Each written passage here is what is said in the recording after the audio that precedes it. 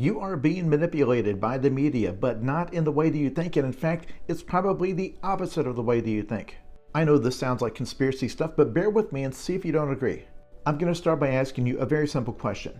Knowing that movie studios and TV networks and streaming services are owned by huge corporations with shareholders and billionaire CEOs, why are they so ready to feed us stories of rebelling against the system? Like these corporations that make the stuff, they are the system. But they're happy to make movies that are even about vigilantes going after big evil corporations, where the bad guys in the movies are evil corporate executives. Why aren't they afraid that this will motivate people to do what they do in the movie, to go out with a weapon and affect change this way by going after the executives?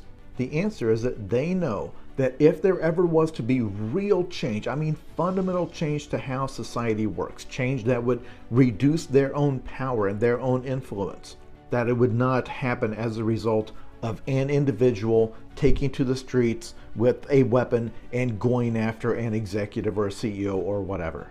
The idea that everything in your life would be perfect if not for a few supervillains out there, and that if somebody could just get them out of the picture, that everything would suddenly be a utopia, is a fantasy. It's a childish fantasy.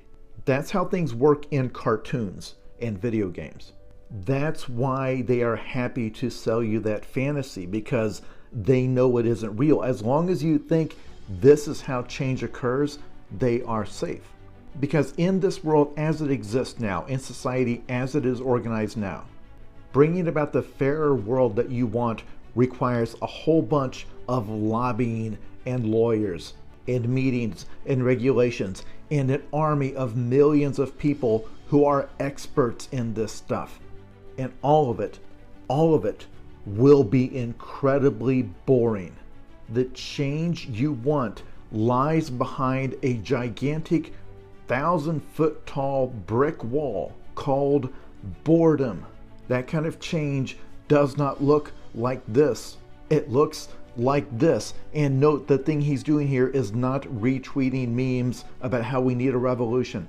And you see this across the board. There are people who think the way to fix street crime is to have a guy who's not constrained by any rules, who doesn't report to anyone, take to the streets with weapons and fix it himself.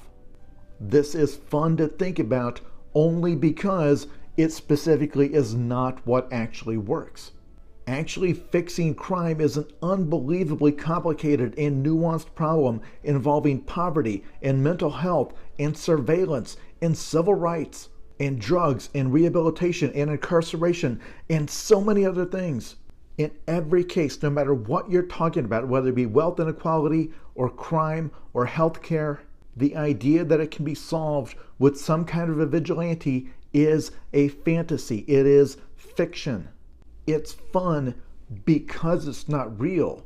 You cannot mistake it for reality. But if you do, the powerful people are happy to let you, because you are no threat to them.